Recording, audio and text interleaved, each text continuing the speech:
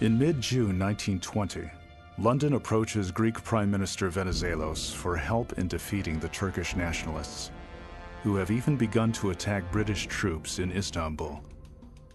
The Allies agree to let Greek forces advance from Izmir into Turkey, and on June 22nd, the invasion begins. By the following year, Greek troops have advanced deep into Turkish territory. An exultant Lloyd George proclaims, "Turkey is no more." But the Turks themselves aren't convinced. Kemal plans to use the same strategy employed by the Russians against Napoleon in 1812. Draw the enemy into the interior, wear them down, and then counterattack. Arnold Toynbee, a historian who reports on the campaign for the Manchester Guardian, writes the following. I began to realize on how narrow a margin the Greeks had gambled for a military decision, and how adverse were the circumstances under which they were playing for victory over Kemal.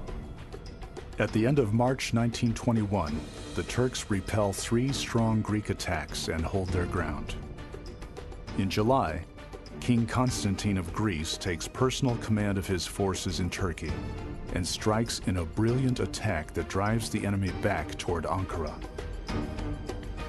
General Kemal calls his National Assembly into secret session and offers a desperate solution. He asks his government to make him supreme commander with dictatorial powers for 3 months. If he fails to turn back the Greek army, the blame will fall entirely on him. The Assembly agrees. Kemal and his second-in-command, İsmet İnönü, pull their troops back to within 50 miles of Ankara and build a strong defensive position along the Sakarya River, with concentric rings of trenches. In late August, Constantine's army attacks again, driving the Turks back at the rate of a mile per day. The two sides fight savagely for weeks. Then Kemal sends his cavalry to attack the exposed Greek supply lines. Constantine fears that his army may be surrounded. With his troops exhausted and his supply base 350 miles away, Constantine decides to fall back. After repelling the enemy tide at the gates of Ankara, the Turkish army takes an entire year preparing for its next move. The Turkish people have been busy making bullets and hand grenades, putting machine guns together, making uniforms and boots, giving up food and other supplies for the army of Kemal. Everyone is mobilized for total war against the Greeks. In late August 1922, Turkish forces begin their counterattack, moving toward Izmir along the railroad line and north toward the city of Bursa. After several days of brutal combat, the Greek army retreats. Athens appeals urgently to Lloyd George for military assistance.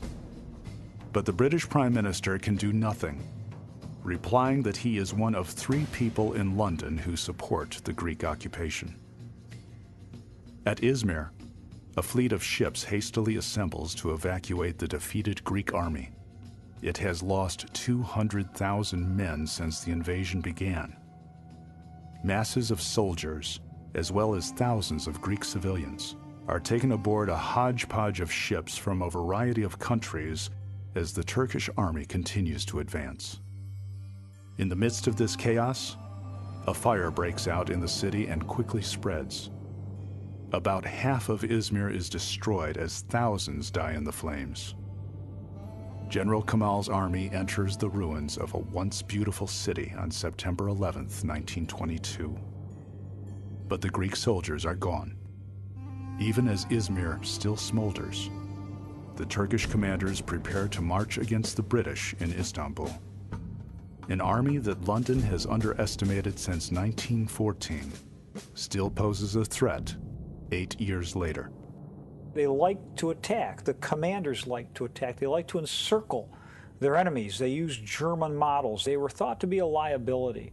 The British consistently underestimated them. 2 years after Gallipoli in 1917, the British were still underestimating the Turks and unable to batter through the Turkish defenses at Gaza. As the Turkish army moves closer to Istanbul, The British decide to negotiate after all. General Charles Harrington arranges a truce, and another war against the Turks is averted. General Kemal and his troops march into the capital unopposed. The Turkish people can finally share the joy that was felt in Paris and London 4 years ago. The enemy has finally been driven out. World War I in the Middle East is over. On July 24th, 1923, the great powers sign a treaty with the Turkish government in the Swiss city of Lausanne. Now the borders of Turkey and the government in Ankara are recognized by all of Europe. On October 29th, 1923, Mustafa Kemal, who helped to save his nation on the fields of Gallipoli, becomes the first president of the Turkish Republic.